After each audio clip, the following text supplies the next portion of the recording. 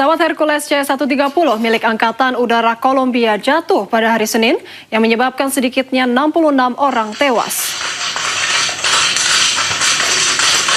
Pesawat dilaporkan jatuh di Putumayo, Kolombia pada hari Senin sesaat setelah lepas landas.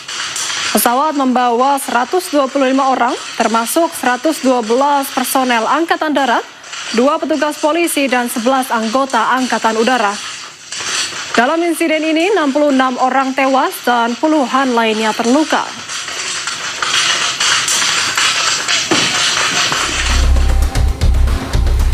Pasca jatuhnya pesawat, para korban tewas dan luka dievakuasi oleh petugas tanggap darurat. Puluhan korban selamat langsung menerima perawatan di dalam pesawat militer.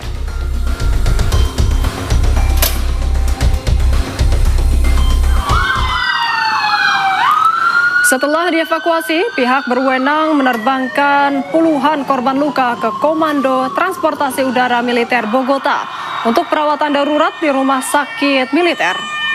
Hingga kini penyebab jatuhnya pesawat masih diselidiki. Anggota Parlemen Senior Israel Boaz Bismuth memperingatkan Perdana Menteri Benjamin Netanyahu agar tidak menerima kesepakatan dengan Iran. Hal ini menyusul pengumuman Presiden Amerika Serikat Donald Trump terkait pembicaraan perdamaian dengan Teheran.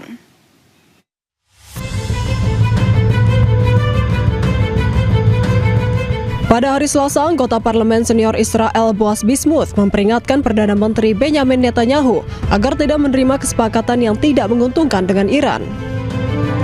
Hal ini menyusul pengumuman Presiden AS Donald Trump tentang pembicaraan perdamaian dengan Teheran, Iran. אתמול ביקרת בערד, קראת בדימונה, גם אני, ראית את החוסן, ראית איזו אוכלוסייה, ראית את אזרחי מדינת ישראל, ראית איזה יופי, הם רוצים אבל תוצאה. עכשיו אני שומע שהאיראנים רוצים לסגור את העניין הזה. עכשיו אני זוכר שהיה איזה מישהו שנלחם נגד הסכם רע, קראו לו ראש הממשלה בנימין נתניהו. אתה גם דואג לנו גם הפעם, אני מניח. אנחנו דואגים להביא את ישראל למקומות שהיא לא הייתה, ולאיראן במקומות שהיא לא הייתה. תודה רבה. הם למטה, אנחנו למעלה.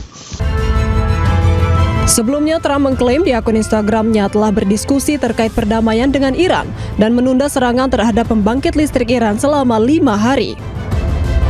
Ia juga memberi Iran batas waktu 48 jam untuk membuka kembali Selat Hormuz atau AS akan menghancurkan pembangkit listrik negara itu. Sementara Ketua Parlemen Iran Muhammad Ghalibaf melalui akun media sosial X membantah telah terjadi pembicaraan dengan AS. Ia menuduh Trump membuat klaim tersebut dalam upaya memanipulasi pasar dan menurunkan harga energi. Diketahui konflik antara AS, Israel, dan Iran terjadi sejak 28 Februari dan masih berlangsung hingga kini. Presiden Amerika Serikat Donald Trump mengatakan bahwa negaranya sedang berbicara dengan orang penting dalam rezim Iran untuk mencoba mengakhiri perang. Namun Trump menyebut perbincangan ini digelar bukan dengan pemimpin tertinggi Iran yang baru, Mojtaba Khamenei. We have had very strong talks. We'll see where they lead. We have major points of agreement. Well, they're not going to have a nuclear weapon. That's number one. That's number 1, 2, and 3. They will never have a nuclear weapon. They've agreed to that. So we've had very strong talks. Mr. Witkoff and Mr. Kushner had them. They went, I would say, perfectly. I would say that if they carry through with that, it'll end that problem, that conflict. They want very much to make a deal. We'd like to make a deal too. And if it goes well, we're going to end up with settling this. Otherwise, we just keep bombing our little hearts out. Speaking with Iran? A top person, don't forget. We've wiped out the leadership phase 1, phase 2, and largely phase 3. But we're dealing with a man who I believe is the most respected and the leader. It's a little tough. They've wiped out everybody. Is that the Supreme Leader? No, not the Supreme Leader. We don't. Well, nobody heard of the second Supreme Leader, the son. Are these Nobody. We have not heard from the son. Every once in a while, you see. Sementara itu, dikutip dari media Arab Saudi Al Arabiya, yang mengutip media Israel menyebut bahwa pemimpin tertinggi baru Iran juga telah sepakat bernegosiasi dengan Amerika Serikat.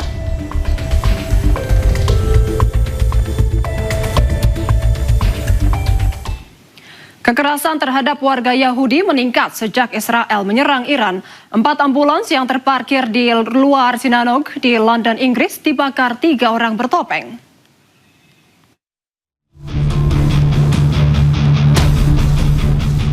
Empat ambulans milik relawan Yahudi yang terparkir di luar sinagog pinggiran kota Golders Green, London Utara menjadi target aksi pembakaran. Aksi pembakaran dilakukan 3 orang bertopeng. Kebakaran disertai ledakan diduga tabung gas oksigen dalam ambulans, serta kaca-kaca bangunan mengejutkan komunitas Yahudi di lokasi. Akibat aksi pembakaran, warga komunitas Yahudi di sekitar lokasi ledakan merasa tidak aman dan menduga adanya tindakan antisemit.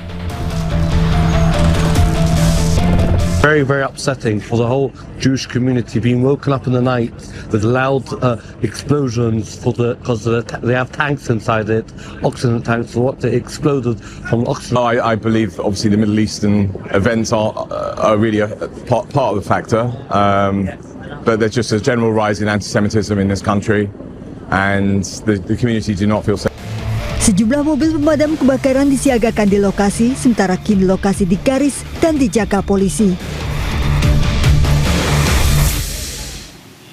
Meningkatnya konflik di Timur Tengah berpengaruh terhadap pasokan energi ke Filipina. Tak ayal Presiden Filipina Ferdinand Marcos Jr. menetapkan status darurat energi nasional di negaranya selama 1 tahun penuh.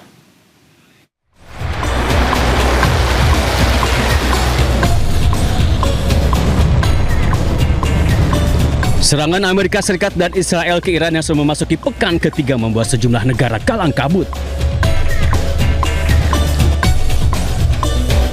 Pasalnya, akibat ditutupnya Selat Hormuz oleh Iran, pasokan migas dari negara Timur Tengah ikut terhambat. Salah satu yang terdampak adalah Filipina. Dalam pernyataannya, Presiden Marcos menyebut keamanan energi Filipina semakin kritis dan membahayakan. Hal ini terjadi akibat tidak ada kepastian pasar global, termasuk lonjakan harga minyak dunia. Kondisi ini pun memaksa Filipina menetapkan darurat energi nasional selama 1 tahun.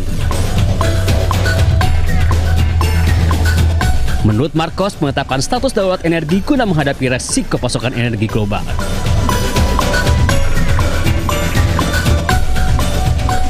Selain itu, Filipina juga mengaku hingga saat ini cadangan bahan bakar hanya cukup untuk 45 hari ke depan.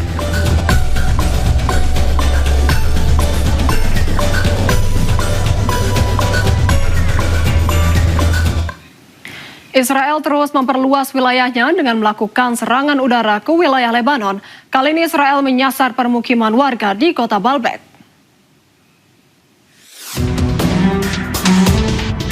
Serangan udara Israel ke Lebanon terus berlanjut.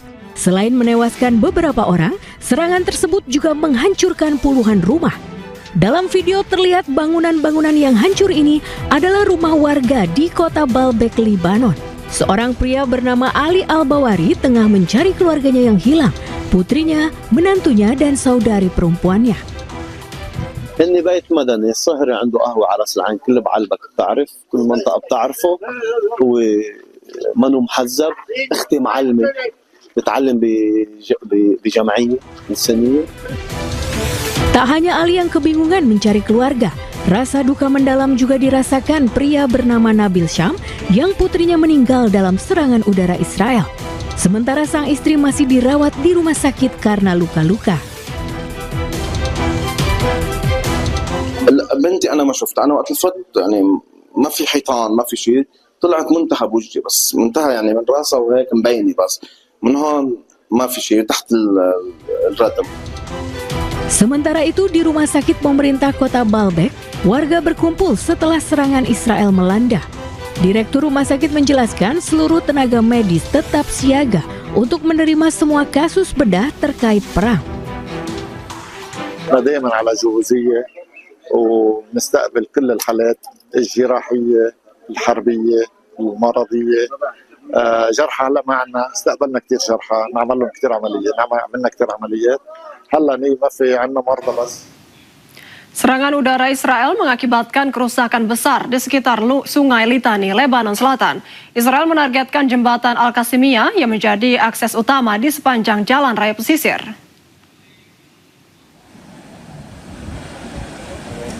Menurut warga sekitar, tentara Israel sengaja menghancurkan jembatan Al-Qasimiyah agar memutus akses jalan pengiriman bantuan ke Hizbullah di Lebanon Selatan.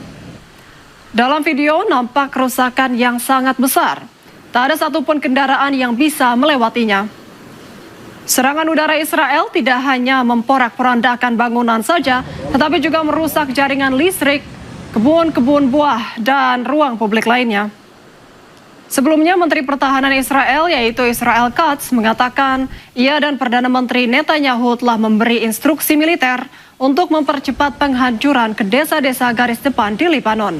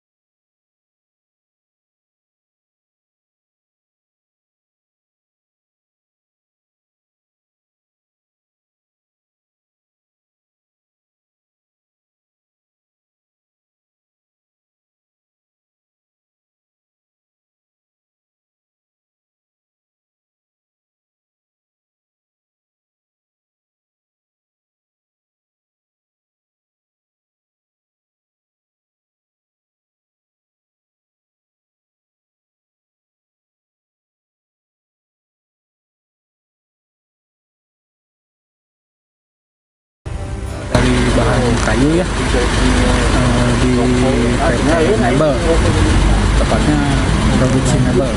Pabrik ini Pak? Ya, pabrik. Tidak ada korban jiwa dalam peristiwa ini, namun kerugian ditaksir mencapai ratusan juta rupiah.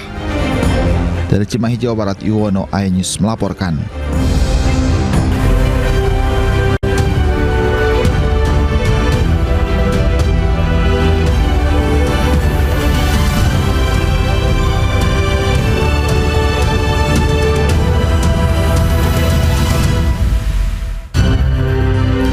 Presiden Amerika Serikat Donald Trump bernegosiasi dengan Iran mencoba akhiri perang.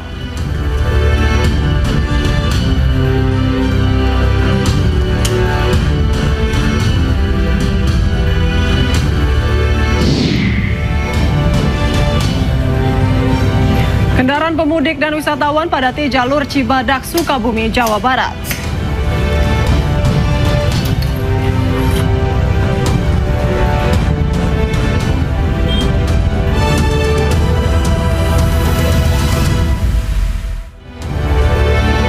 Selamat malam pemirsa, Iran menggempur kota Dimona yang menjadi lokasi fasilitas nuklir Israel. 75 orang terluka dalam serangan tersebut. Bersama saya Syifa Hanifah, inilah iNews Malam selengkapnya.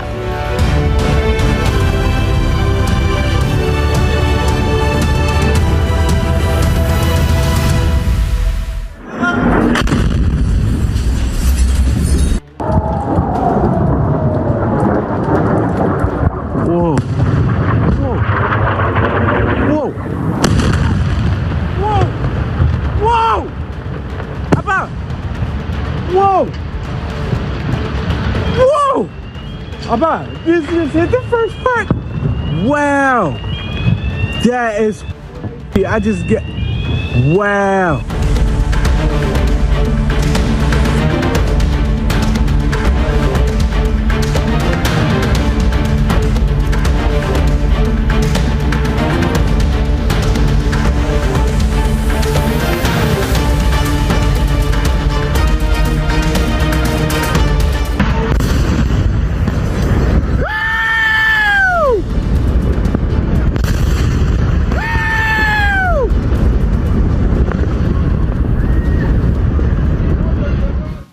Iran menggempur kota Dimona yang menjadi lokasi fasilitas nuklir Israel.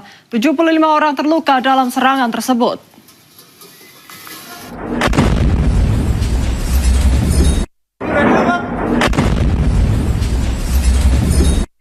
Rudal Iran dilaporkan menghantam sejumlah bangunan di Dimona, Israel Selatan.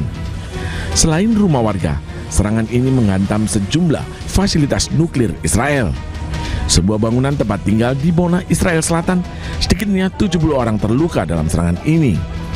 Sejumlah bangunan mengalami kerusakan parah, begitu pula dengan kendaraan yang terparkir di sekitar lokasi terdampak. Tim darurat segera merespon untuk membantu warga dan mengamankan area tersebut. Televisi pemerintah Iran melaporkan bahwa pasukan rudal Iran menargetkan Dimona sebagai tanggapan atas serangan musuh terhadap fasilitas nuklir Natanz. ממש ראיתי את הפיצוץ, עדיין כואב לי האוזניים, קצת עדיין ברעידות, אבל זה היה ממש מפחיד, לא מחזה יפה בכלל. באמת, ילד בן 12 מסכן, נכנסתי לתוך הבית לחלץ חבא שאתה אומר לי, עדיין היה בפנים. משהו עצוב מאוד, באמת, היה מאוד קשה. Ketegangan di Timur Tengah meningkat sejak operasi gabungan Amerika Serikat Israel terhadap target Iran pada 28 Februari yang dilakukan di tengah perundingan diplomatik yang sedang berlangsung untuk membatasi program nuklir dan rudal Iran. Teheran menanggapi dengan serangan terhadap posisi militer Israel dan Amerika Serikat dengan ledakan dilaporkan terjadi di berbagai negara Teluk. Amerika Serikat mengancam akan menyerang infrastruktur energi Iran jika tidak membuka kembali Selat Hormuz yang diblokade. Iran balas ancaman tersebut dengan menyebut akan menutup total Selat Hormuz dan menyerang infrastruktur desalinasi air di kawasan Teluk.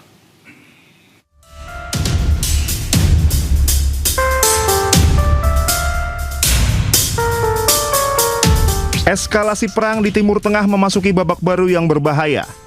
Amerika Serikat dan Iran kini saling melempar ancaman untuk menyerang infrastruktur sipil vital. Ketegangan ini memicu kekhawatiran global akan terjadinya kejahatan perang besar-besaran. Presiden Amerika Serikat Donald Trump menetapkan batas waktu 48 jam bagi Iran untuk membuka kembali Selat Hormuz, jalur logistik yang memasok 1/5 kebutuhan minyak dunia, atau Iran akan menghadapi kehancuran total pada infrastruktur energinya. Iran tidak tinggal diam. Ebrahim Zolfagari, juru bicara Markas Pusat Militer Iran mengatakan, jika pembangkit listrik mereka diserang, infrastruktur vital di seluruh kawasan Teluk termasuk fasilitas energi dan desalinasi air minum yang krusial bagi negara-negara Teluk akan menjadi target yang sah dan akan dihancurkan secara permanen. لیکن در صورت عملی شدن تهدیدات آمریکا در خصوص نیروگاه‌های ایران بلافاصله اقدامات تنبیهی انجام خواهد شد. 1. تنگه هرمز به طور کامل بسته می شود و تا نیروگاه‌های تخریب شده ما بازسازی نشوند این تنگه باز نخواهد شد. 2. همه نیروگاه‌های برق، زیرساخت‌های انرژی و فناوری اطلاعات رژیم صهیونیستی به طور گسترده هدف قرار خواهند گرفت. 3. همه شرکت‌های مشابه در منطقه که سهامدار آمریکایی دارند به طور کامل تخریب خواهند شد. 4. نیروگاه‌های برق کشورهای منطقه که میزبان پایگاه آمریکا هستند هدف مشروع خواهند بود. Iran juga menyatakan Selat Hormuz yang krusial bagi ekspor minyak dan komoditas lainnya akan ditutup sepenuhnya jika Amerika Serikat benar-benar menjalankan ancaman Presiden Donald Trump untuk menyerang pembangkit listrik mereka. Presiden Amerika Serikat Donald Trump klaim akan mengendalikan Selat Hormuz. Donald Trump juga akan mengatakan perubahan sedang berlangsung di Iran. Be jointly controlled. By who? Maybe me. Maybe me. You want the United States to be in Me and the Ayatollah, whoever the Ayatollah is, whoever the next Ayatollah. Look, and there'll also be a form of a very serious form of a regime change. Now, in all fairness, everybody's been killed from the regime. They're really starting off. There's automatically a regime change. But we're dealing with some people that I find to be very reasonable, very solid. The people within know who they are. They're very respected. And maybe one of them will be... Korps Garda Revolusi Islam Iran terus melancarkan gelombang serangan baru sebagai bagian dari operasi True Promise 4.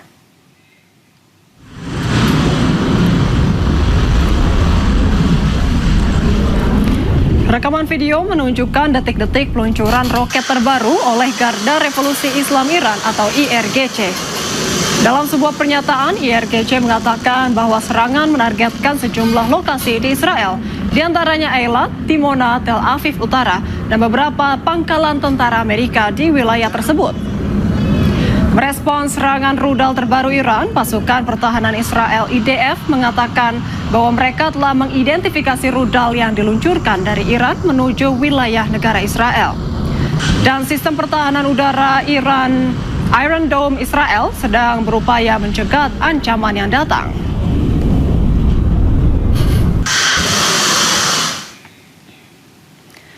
Sebelumnya, Iran juga meluncurkan gelombang ke-76 True Promise 4 yang menargetkan fasilitas militer Amerika Serikat di pangkalan udara Al-Dhafra, Uni Emirat Arab. Rekaman yang dirilis oleh Garda Revolusi Iran pada hari Senin menunjukkan sebuah pesan yang ditulis di rudal sebelum diluncurkan ke fasilitas militer AS di pangkalan Al-Dhafra, Uni Emirat Arab. Serangan-serangan Iran juga ditujukan untuk menargetkan fasilitas militer Israel di Tel Aviv, Ashkelon, Haifa, dan Gush dengan menggunakan rudal berat berpemandu jenis Khaybar Shekan dan Qiyam.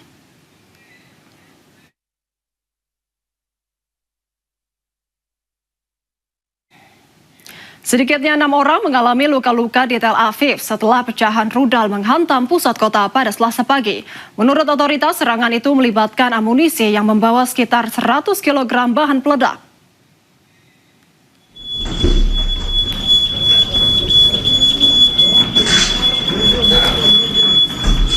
Rekaman video menunjukkan sebuah apartemen rusak parah dengan perabotan hancur dan puing-puing bangunan berserakan di lantai. Petugas tangkap darurat dari Magen David Adom dan Hatzalah memeriksa lokasi kejadian.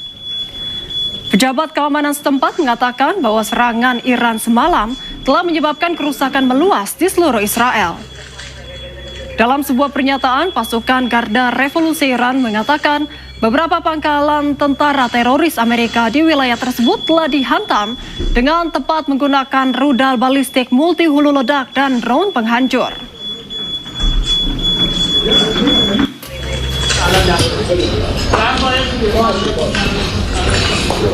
Sementara itu, Timbulan Sabit Merah Iran merilis sebuah video melaporkan kejadian di mana seorang anak dan ayahnya diselamatkan dari reruntuhan bangunan setelah mendapat serangan udara.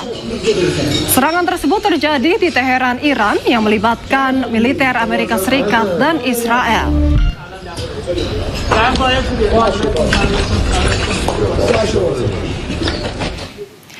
Presiden Amerika Serikat Donald Trump klaim akan mengendalikan Selat Hormuz. Donald Trump juga akan mengatakan perubahan sedang berlangsung di Iran.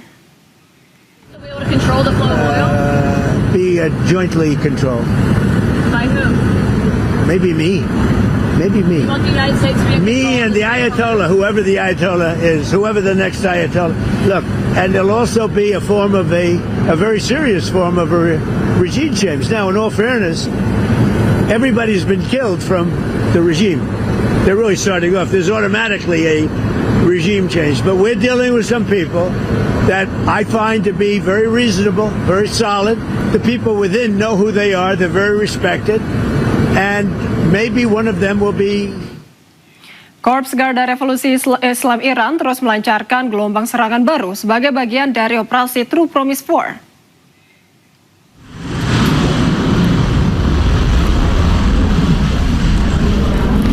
Rekaman video menunjukkan detik-detik peluncuran roket terbaru oleh Garda Revolusi Islam Iran atau IRGC.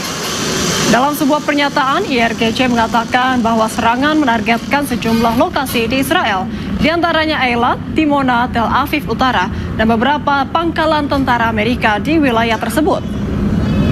Merespons serangan rudal terbaru Iran, pasukan pertahanan Israel IDF mengatakan bahwa mereka telah mengidentifikasi rudal yang diluncurkan dari Iran menuju wilayah negara Israel. Dan sistem pertahanan udara Iron Dome Israel sedang berupaya mencegat ancaman yang datang.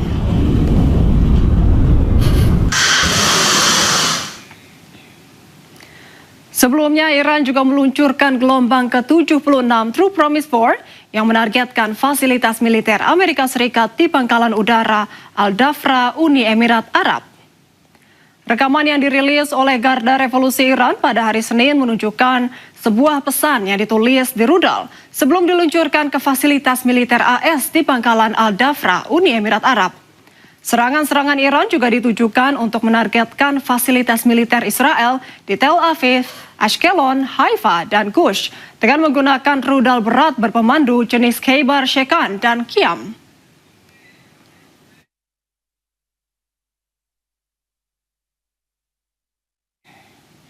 Sedikitnya 6 orang mengalami luka-luka di Tel Aviv setelah pecahan rudal menghantam pusat kota pada Selasa pagi.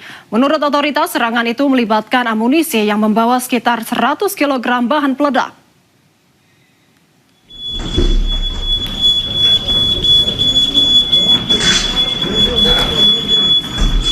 Rekaman video menunjukkan sebuah apartemen rusak parah dengan perabotan hancur dan puing-puing bangunan berserakan di lantai.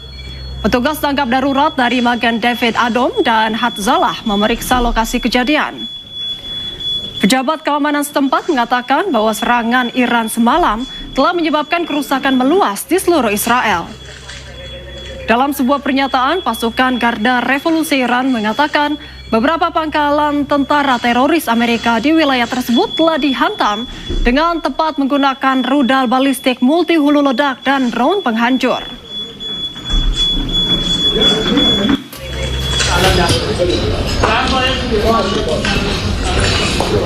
Sementara itu, Timbulan Sabit Merah Iran merilis sebuah video melaporkan kejadian di mana seorang anak dan ayahnya diselamatkan dari reruntuhan bangunan setelah mendapat serangan udara. Serangan tersebut terjadi di Teheran, Iran, yang melibatkan militer Amerika Serikat dan Israel.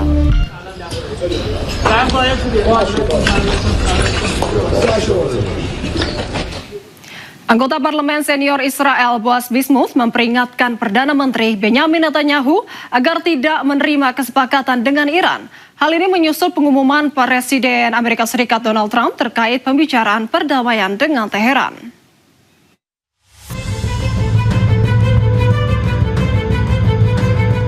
Pada hari Selasa, anggota Parlemen Senior Israel Boaz Bismuth memperingatkan Perdana Menteri Benjamin Netanyahu agar tidak menerima kesepakatan yang tidak menguntungkan dengan Iran. Hal ini menyusul pengumuman Presiden AS Donald Trump tentang pembicaraan perdamaian dengan Teheran, Iran. אתמול ביקרת בערד, קראת בדימונה, גם אני, ראית את החוסן, ראית איזו אוכלוסייה, ראית את אזרחי מדינת ישראל, ראית איזה יופי, הם רוצים אבל תוצאה.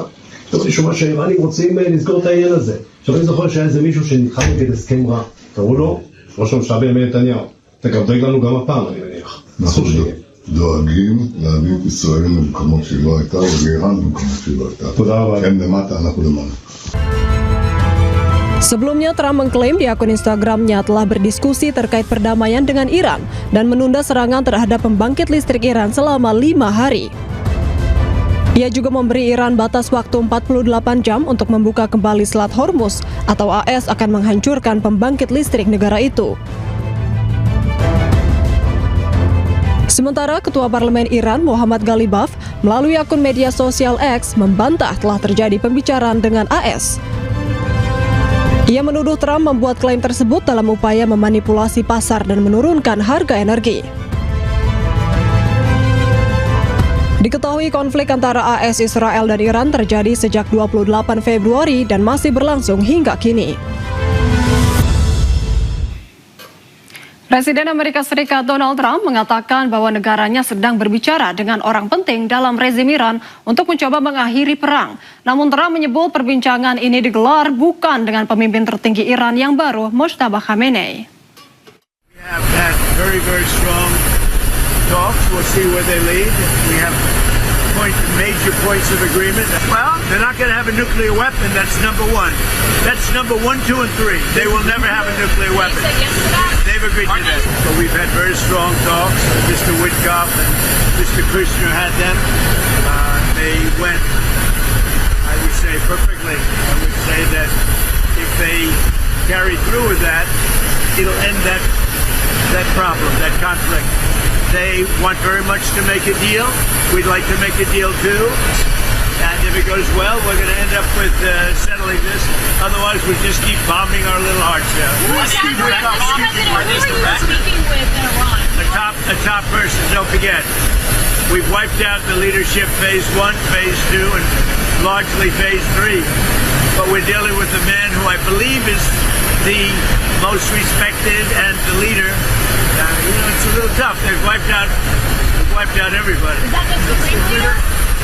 No, not the Supreme Leader. We don't. Well, nobody heard of the second Supreme Leader, the son. We have not heard from the son. Every once in a while you see. Sementara itu dikutip dari media Arab Saudi Al Arabiya yang mengutip media Israel menyebut bahwa pemimpin tertinggi baru Iran juga telah sepakat bernegosiasi dengan Amerika Serikat.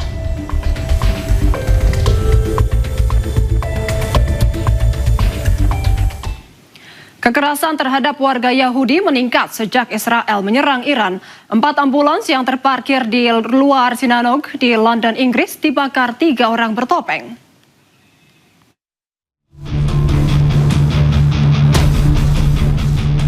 Empat ambulans milik relawan Yahudi yang terparkir di luar sinagog pinggiran kota Golders Green, London Utara menjadi target aksi pembakaran.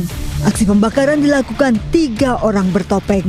Kebakaran disertai ledakan diduga tabung gas oksigen dalam ambulans, serta kaca-kaca bangunan mengejutkan komunitas Yahudi di lokasi. Akibat aksi pembakaran, warga komunitas Yahudi di sekitar lokasi ledakan merasa tidak aman dan menduga adanya tindakan antisemit. Very, very upsetting for the whole Jewish community being woken up in the night with loud explosions because they have tanks inside it, oxygen tanks, or what they exploded from oxygen. I believe obviously the Middle Eastern events are really a part of the factor, but there's just a general rise in anti-Semitism in this country, and the community do not feel safe. Sejumlah mobil pemadam kebakaran disiagakan di lokasi, sementara kini lokasi digaris dan dijaga polisi. Meningkatnya konflik di Timur Tengah berpengaruh terhadap pasokan energi ke Filipina. Tak ayal Presiden Filipina Ferdinand Marcos Jr. menetapkan status darurat energi nasional di negaranya selama 1 tahun penuh.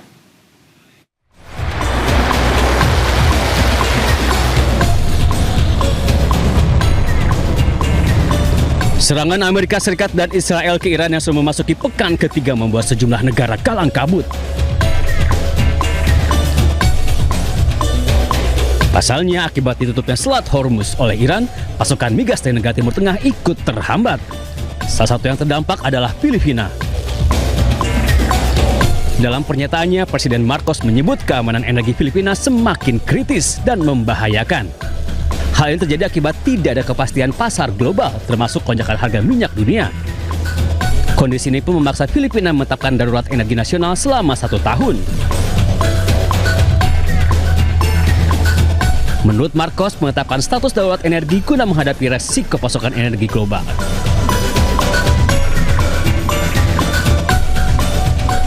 Selain itu, Filipina juga mengaku hingga saat ini cadangan bahan bakar hanya cukup untuk 45 hari ke depan.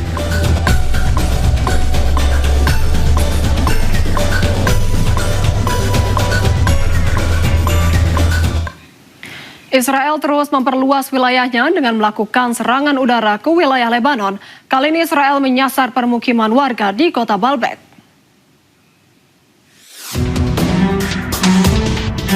Serangan udara Israel ke Lebanon terus berlanjut. Selain menewaskan beberapa orang, serangan tersebut juga menghancurkan puluhan rumah. Dalam video terlihat bangunan-bangunan yang hancur ini adalah rumah warga di kota Baalbek, Lebanon. Seorang pria bernama Ali Al-Bawari tengah mencari keluarganya yang hilang, putrinya, menantunya, dan saudari perempuannya. إني بيت مدني الصهري عنده قهوة على راس العين كل بعلبك بتعرف كل منطقة بتعرفه هو منو محزب اختي معلمة بتعلم بجمعية إنسانية. Tak hanya Ali yang kebingungan mencari keluarga, rasa duka mendalam juga dirasakan pria bernama Nabil Syam yang putrinya meninggal dalam serangan udara Israel. Sementara sang istri masih dirawat di rumah sakit karena luka-luka.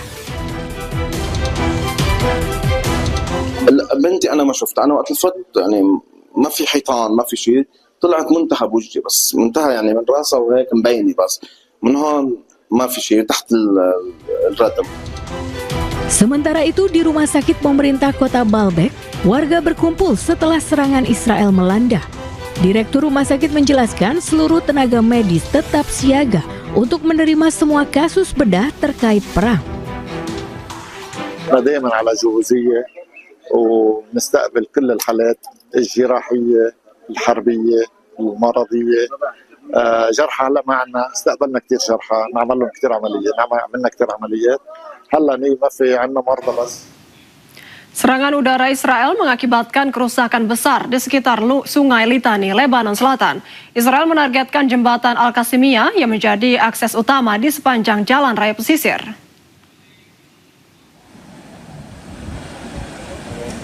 Menurut warga sekitar, tentara Israel sengaja menghancurkan jembatan Al-Qasimiyah agar memutus akses jalan pengiriman bantuan ke Hizbullah di Lebanon Selatan. Dalam video nampak kerusakan yang sangat besar. Tak ada satupun kendaraan yang bisa melewatinya. Serangan udara Israel tidak hanya memporak-porandakan bangunan saja, tetapi juga merusak jaringan listrik, kebun-kebun buah, dan ruang publik lainnya. Sebelumnya, Menteri Pertahanan Israel, yaitu Israel Katz, mengatakan ia dan Perdana Menteri Netanyahu telah memberi instruksi militer untuk mempercepat penghancuran ke desa-desa garis depan di Lebanon.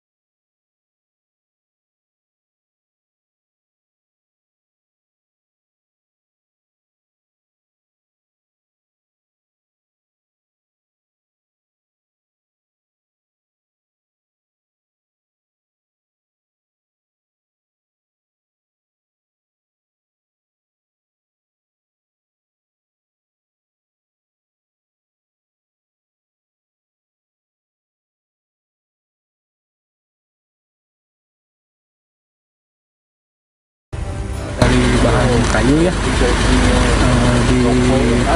Mebel, tepatnya produksi mebel. Pabrik ini Pak? Ya, pabrik. Tidak ada korban jiwa dalam peristiwa ini, namun kerugian ditaksir mencapai ratusan juta rupiah. Dari Cimahi, Jawa Barat, Yuwono, iNews melaporkan.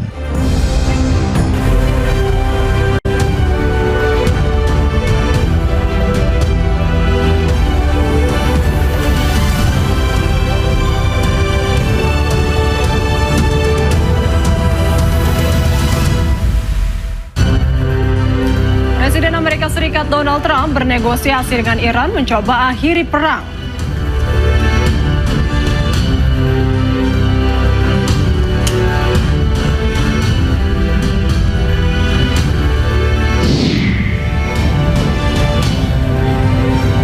Kendaraan pemudik dan wisatawan padati jalur Cibadak, Sukabumi, Jawa Barat.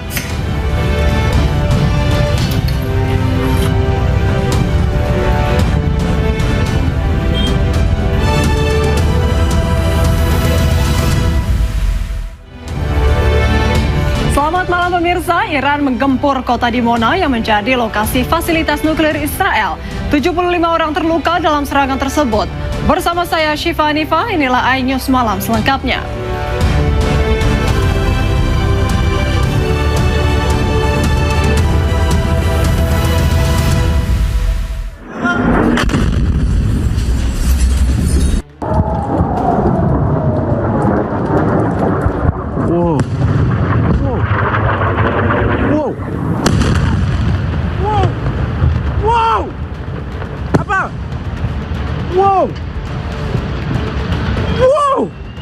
Abba, this just hit the first part.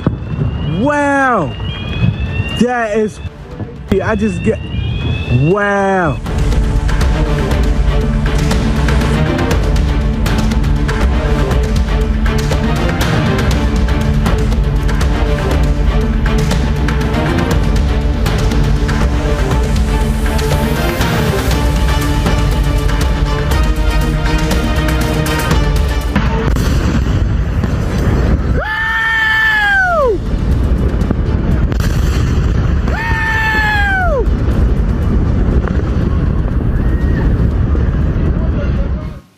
Iran menggempur kota Dimona yang menjadi lokasi fasilitas nuklir Israel. 75 orang terluka dalam serangan tersebut.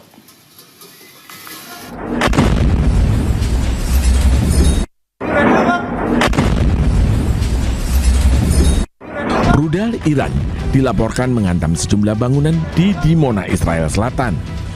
Selain rumah warga, serangan ini menghantam sejumlah fasilitas nuklir Israel. Sebuah bangunan tempat tinggal di Dimona, Israel Selatan, sedikitnya 70 orang terluka dalam serangan ini.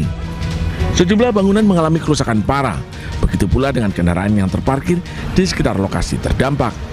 Tim darurat segera merespon untuk membantu warga dan mengamankan area tersebut. Televisi pemerintah Iran melaporkan bahwa pasukan rudal Iran menargetkan Dimona sebagai tanggapan atas serangan musuh terhadap fasilitas nuklir Natanz. ממש ראיתי את הפיצוץ, עדיין כואב לי האוזניים, קצת עדיין ברעידות, אבל זה היה ממש מפחיד, לא מחזה יפה בכלל. באמת, ילד בן 12 מסכן, נכנסתי לתוך הבית, חלץ חבא שאתה אומר לי, עדיין היה בפנים. משהו עצוב מאוד, באמת, היה מאוד קשה. Ketegangan di Timur Tengah meningkat sejak operasi gabungan Amerika Serikat Israel terhadap target Iran pada 28 Februari yang dilakukan di tengah perundingan diplomatik yang sedang berlangsung untuk membatasi program nuklir dan rudal Iran. Teheran menanggapi dengan serangan terhadap posisi militer Israel dan Amerika Serikat dengan ledakan dilaporkan terjadi di berbagai negara Teluk. Amerika Serikat mengancam akan menyerang infrastruktur energi Iran jika tidak membuka kembali Selat Hormuz yang diblokade. Iran balas ancaman tersebut dengan menyebut akan menutup total Selat Hormuz dan menyerang infrastruktur desalinasi air di kawasan Teluk.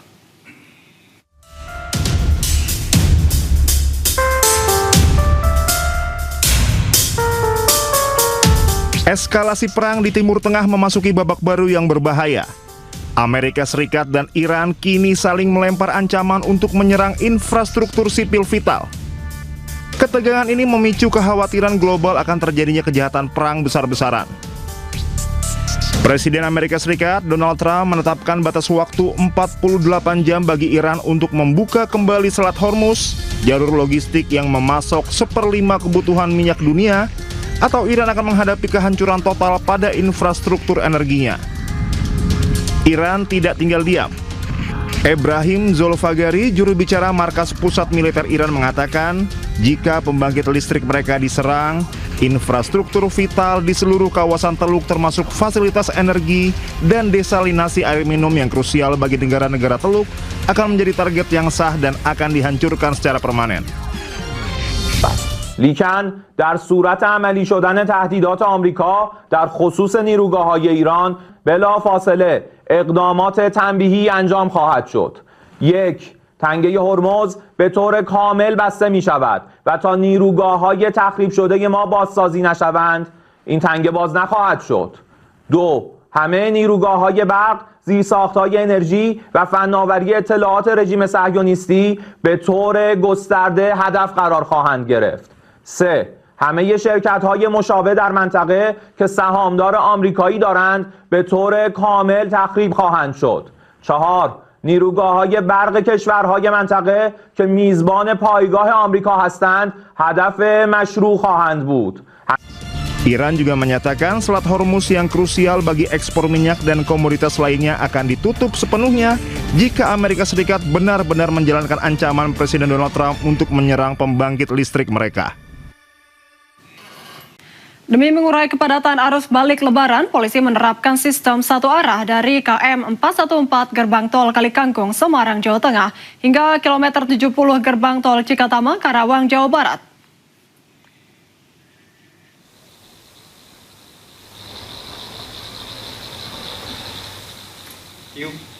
Pemberlakuan one way nasional mempertimbangkan peningkatan volume kendaraan yang cukup signifikan. Tercatat sejak pukul 6 pagi hingga pukul 7 malam ini, ada 40.000 kendaraan yang melintas di gerbang tol Kalikangkung dengan rata-rata 3.000 kendaraan per jam dari arah Jawa Tengah menuju Jakarta. Guna mengantisipasi penumpukan kendaraan, sebanyak 14 gardu tol dibuka dan 9 mobile reader dikerahkan di area gerbang tol Kalikangkung. Sistem one way nasional dijadwalkan berlangsung secara situasional hingga 29 Maret 2026.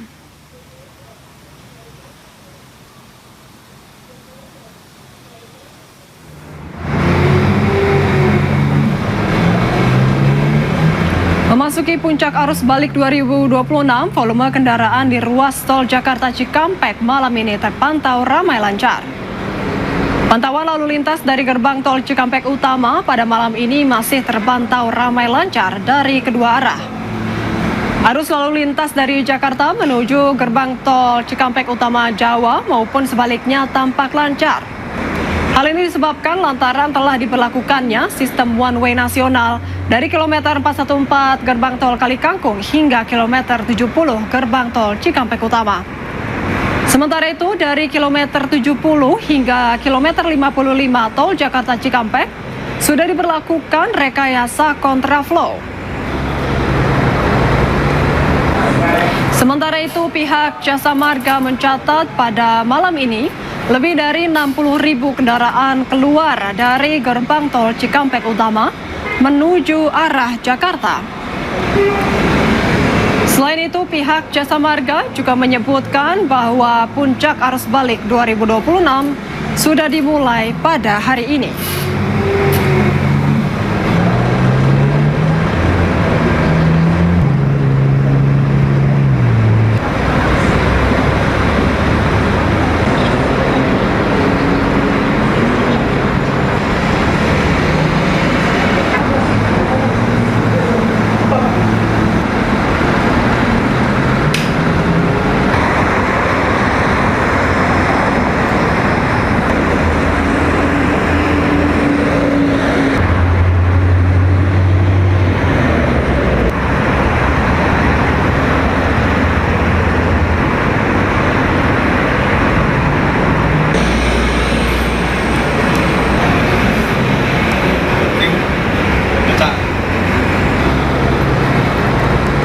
Kondisi arus balik pada malam hari ini masih terpantau ramai lancar.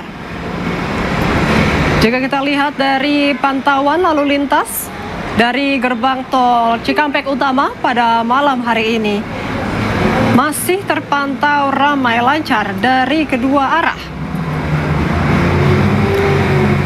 Arus lalu lintas dari Jakarta menuju gerbang tol Cikampek Utama Jawa maupun sebaliknya tampak lancar.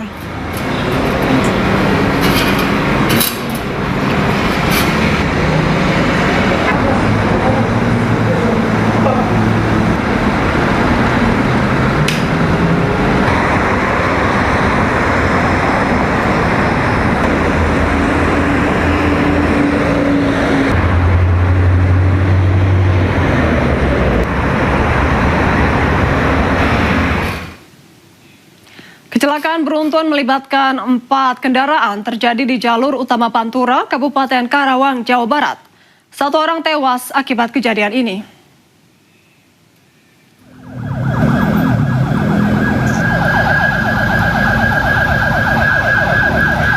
Pemirsa, telah terjadi tabrakan antara sebuah bus, truk kontainer box, minibus, dan sepeda motor.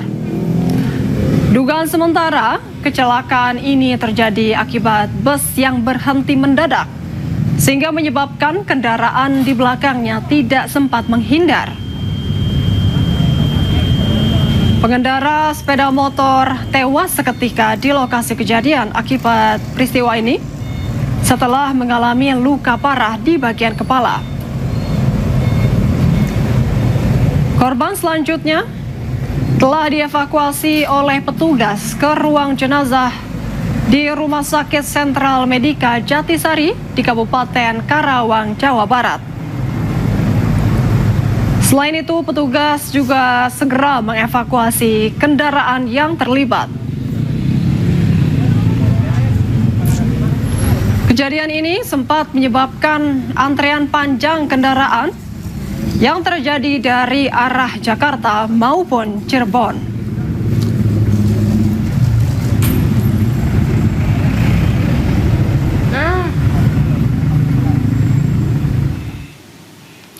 Arus balik di ruas tol Jakarta Cikampek terus mengalami peningkatan yang cukup signifikan. Ribuan kendaraan pribadi dan bus terlihat menguntai panjang memenuhi badan jalan mulai dari kilometer 48 yang merupakan titik pertemuan tol Japek dan MBZ hingga kilometer 60.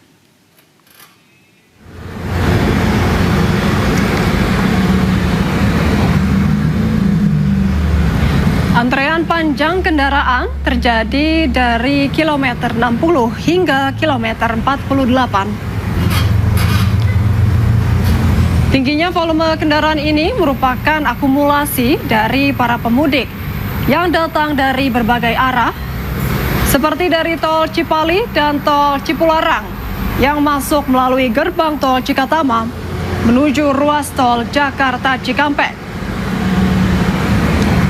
Peningkatan jumlah kendaraan ini terjadi secara signifikan seiring sudah banyaknya warga di masa libur Lebaran dan mulainya aktivitas kerja dalam waktu dekat.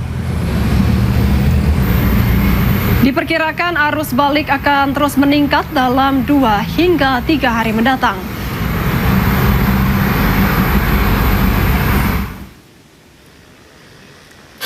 Sementara itu, sejak siang hingga malam hari ini, arus lalu lintas kendaraan di jalur selatan Lingkar Gentong, Tasikmalaya, Jawa Barat sudah mulai ramai lancar. Kendaraan didominasi oleh pemudik yang hendak pulang, khususnya dari arah Jawa Tengah menuju Jawa Barat. Peningkatan kendaraan ini diprediksi akan terjadi mulai tengah malam hari ini. Untuk mengantisipasi terjadinya kemacetan, pihak kepolisian akan melakukan sejumlah skema rekayasa lalu lintas seperti sistem buka tutup jalur dan sistem one way, khususnya dari arah Tasikmalaya menuju arah Garut.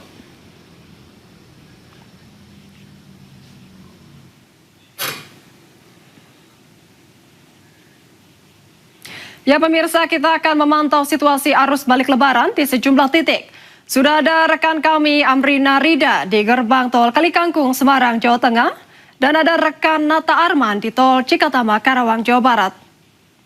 Pertama kita ke gerbang tol Kalikangkung terlebih dahulu. Selamat malam Amrina.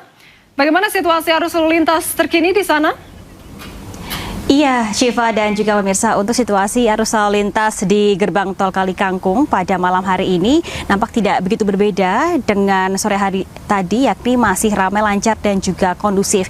Kalau berdasarkan pantauan kami sejak siang hari hingga malam hari ini tidak terlihat adanya kepadatan ataupun juga penumpukan kendaraan yang menghambat dan juga cukup signifikan sehingga membuat hambatan dan juga ketersendatan bagi para pemudik. Kalau kami pantau juga di area gardu tol sejak sore hari ini hingga malam hari ini juga tidak terdapat antrian kendaraan yang begitu panjang ataupun juga mengular. Dan berdasarkan data yang kami dapatkan dari pihak Jasa Marga Semarang Batang, sejak pada pukul 6 pagi hingga pada pukul 11 malam ini setidaknya sudah ada lebih dari 48.000 kendaraan yang melintas dari arah Semarang Solo menuju ke arah Jakarta. Kalau kita hitung Syifa, rata-rata per jamnya ini kendaraan yang melintas sekarang berada di angka 3.000 kendaraan per jam.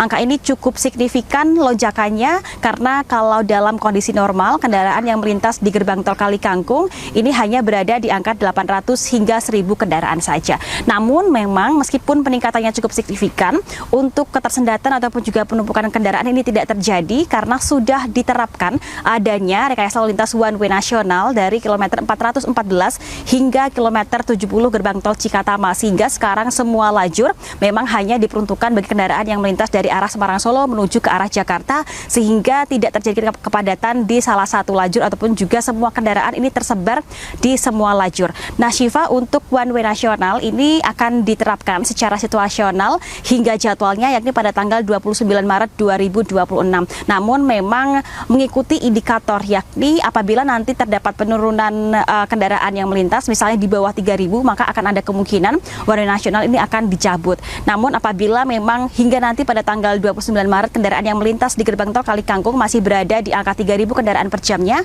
maka kemungkinan besar untuk one way nasional ini masih akan berlangsung hingga nanti pada tanggal 29 Maret 2026. Nah, bagi para pemudik yang memiliki fleksibilitas waktu untuk memilih waktu balik ke Jakarta, ini dihimbau untuk memilih waktu balik di luar tanggal-tanggal puncak arus balik, yakni tanggal 28 dan juga 29. Oleh karena itu, pemudik disarankan untuk memilih tanggal 25, 26, 27 dan juga bisa memanfaatkan adanya potongan tarif tol hingga 46% pada tanggal 26 dan 27 Maret mendatang. Sementara demikian, saya kembalikan ke Anda, Syifa.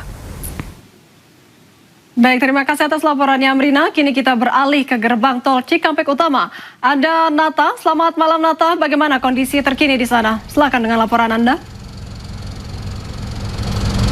Ya, selamat malam Syifa dan juga pemirsa. Terkait situasi lalu lintas pada malam hari ini di gerbang tol Cikampek Utama terpantau ramai lancar juga, karena mengingat untuk meskipun volume kendaraan sudah mulai terjadi lonjakan yang begitu signifikan, bahkan data yang kami peroleh pada pukul 9 malam tadi sudah lebih dari 80.000 kendaraan yang mengarah ke arah Jakarta, mengingat pada besok hari sudah banyaknya masyarakat yang kembali beraktivitas seperti bekerja. Kemudian juga dapat kami sampaikan hal ini juga belum terjadi lonjakan kendaraan ataupun penumpukan yang begitu signifikan, bahkan mengekor hingga berkilo-kilometer, lantaran tadi sekitar pukul 14:25 waktu Indonesia Barat sudah diberlakukan sistem one way nasional dari kilometer 414 sampai dengan kilometer 70. Kemudian dari kilometer 70 melaju sampai dengan kilometer 55 di sistem kontraflow. Jadi jika kita bandingkan dengan tadi sore, memang sempat telah terjadi penumpukan kendaraan, bahkan untuk jarak antara kendaraan lain dengan kendaraan satu ini sekitar 10 meter, dan juga rata-rata kendaraan kecepatannya sekitar 50 km per jam. Namun untuk pada malam hari ini justru lebih melandai dibandingkan tadi sore menjelang maghrib.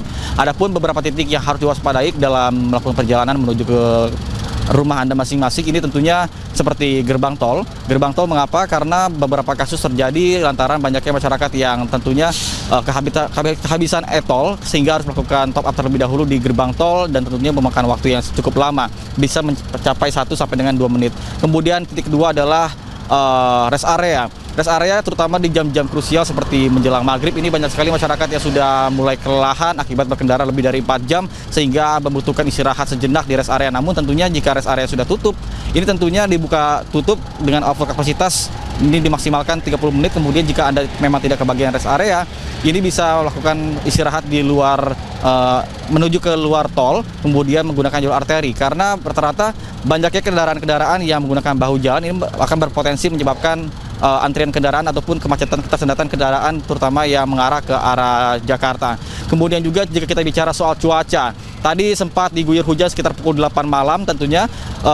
Ini halnya sama juga seperti kemarin, ketika pagi hari, siang hari, dan juga sore hari cuaca sangat cerah, bahkan ketika siang hari mencapai 35 derajat Celcius, dan juga ketika malam hari tiba-tiba hujan deras. Dan tentunya bagi masyarakat yang melakukan perjalanan terutama pada malam hari, ini harus lebih hati-hati dan juga mempersiapkan kendaraannya secara matang. Pastikan kendaraan Anda dalam kondisi yang prima, terutama dalam pengecekan ban terlebih dahulu untuk menghindari hal-hal yang tidak diinginkan seperti jalan licin dan lain-lain. Kemudian juga pengereman, karena rata-rata untuk kejadian laka lantas sendiri yang ada di dalam momen arus mudik dan juga balik 2026 adalah kecelakaan beruntun ataupun tabrak belakang, sehingga inilah yang harus diantisipasi agar perjalanan Anda menuju ke rumah Anda masing-masing ini bisa nyaman. Baik, dan juga sampai dengan tujuan dengan selamat. Sementara saya kembalikan pada Anda di studio, Syifa.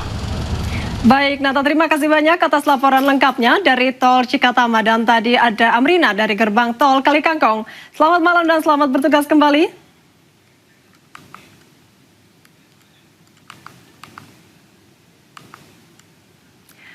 Kakor Lantas Polri menyebut puncak arus mudik diproyeksi mencapai 270.000 kendaraan per harinya. Sementara saat ini baru 43% kendaraan kembali ke Jakarta. Untuk mengurai kemacetan, one way nasional pun bisa berpotensi diperpanjang. Arus mudik tertinggi tahun ini adalah 270. Proyeksi arus balik kan cukup tinggi. Oleh sebab itu nanti kita lihat apakah traffic countingnya sampai segitu. Makanya kita antisipasi. Hari ini juga kita masih memantau ini. Masih cukup padat tetapi masih mengalir ya. Sudah kita lakukan one way lokal di wilayah Jawa Tengah.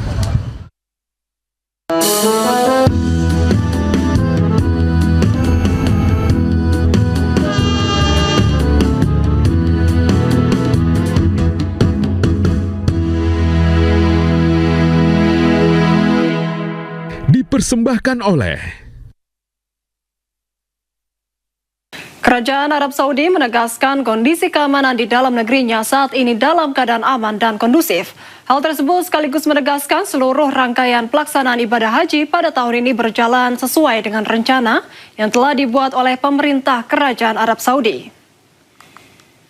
تأمين رحلات الحج خاصة أن عدد كبير من إندونيسيا طبعا سيعودون هذا العام. أؤكد لكم أن المملكة العربية السعودية الحمد لله بخير وأمان وبالنسبة لخطة الحج ماشية حسب المخطط له مسبقا.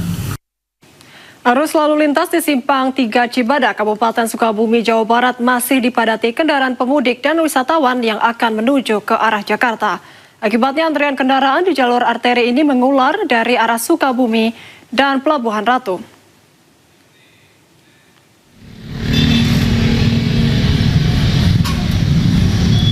Kemacetan terjadi di Simpang Ratu Cibadak, Kabupaten Sukabumi, Jawa Barat pada Selasa malam. Meningkatnya volume kendaraan di Simpang Ratu menuju jalur arteri Cibadak ini terjadi sejak siang hari. Untuk mengurai kemacetan, pihak kepolisian dari Polres Sukabumi merekayasa lalu lintas dengan menempatkan sejumlah personel di persimpangan jalan serta memberlakukan rekayasa one way sepenggal dari arah Sukabumi menuju eksit tol Parung Kuda.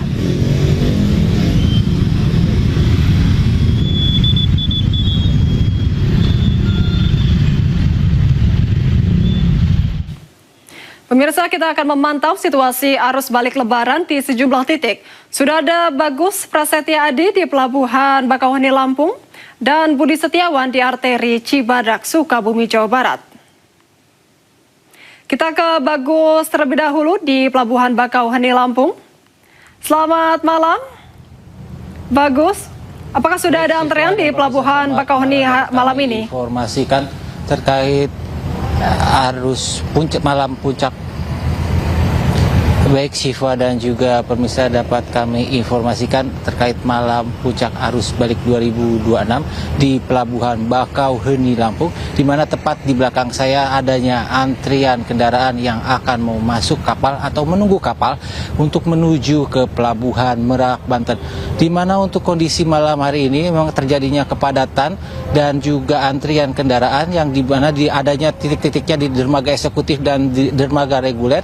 Kantong-kantong parkir di dermaga Pelabuhan Bakauheni terlihat antri dan juga padat, di mana menurut data ASDP Indonesia Ferry dalam kurun waktu 12 jam ada sekitar 79.000 penumpang, naik sebesar 48% dibandingkan periode tahun lalu, dan juga ada kenaikan juga Syifa di volume kendaraan sebesar 23.000 kendaraan, naik sebesar 53%. Data ini akan terus bertambah hingga malam puncak arus balik ini, dan juga gelombang kedua berlangsung nantinya diprediksi akan berlangsung pada tanggal 28 dan 29 Maret 2026.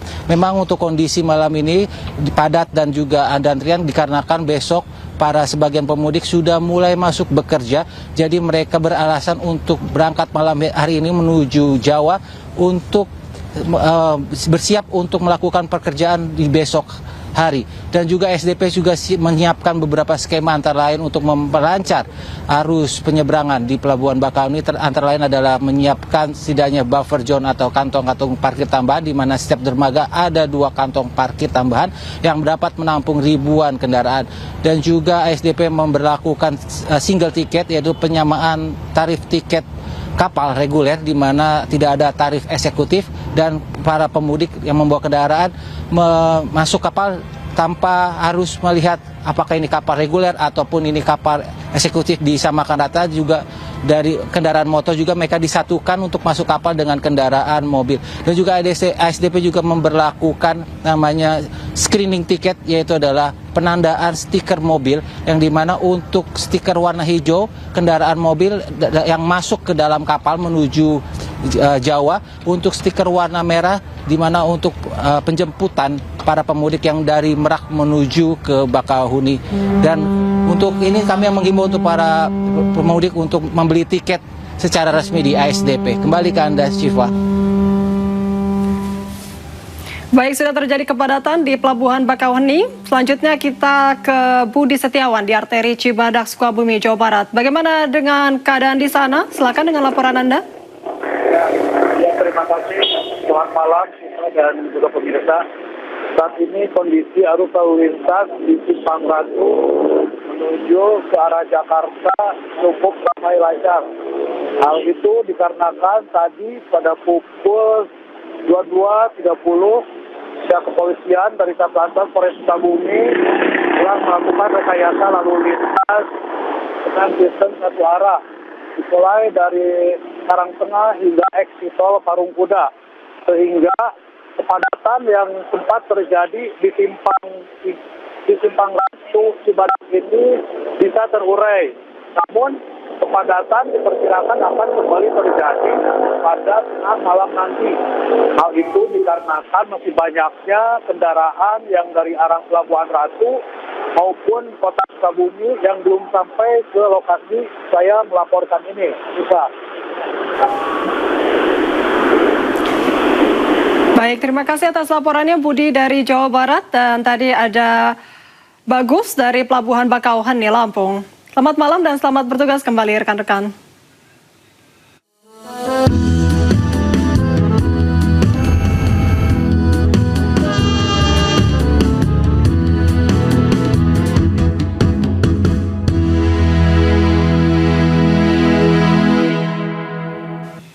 Pemirsa, 6 orang tewas dalam kecelakaan yang terjadi di Majalengka, Jawa Barat. Kecelakaan tersebut dialami sekeluarga yang akan kembali ke rumah setelah mudik Lebaran.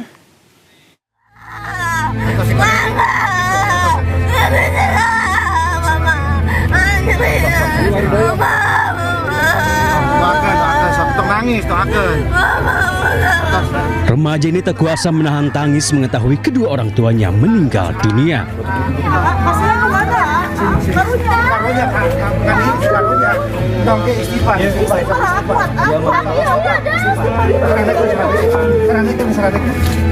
Sang kakak juga tak kuasa menahan kesedihan hingga pingsan. Ini kita waktu nih,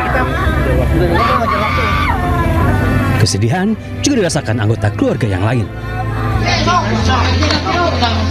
Izin melaporkan telah terjadi kecelakaan tunggal di Desa Manis. Ketiganya adalah korban kecelakaan lalu lintas di Majalengka, Jawa Barat. Minibus yang mereka tumpangi jatuh ke dalam parit sedalam 5 meter. Selain kelebihan muatan, minibus yang membawa 21 penumpang itu diduga oleng hingga terperosok ke dalam parit. Selain itu, sopir bus juga diduga tidak menguasai medan. Akibatnya, 6 orang dalam satu keluarga meninggal dunia.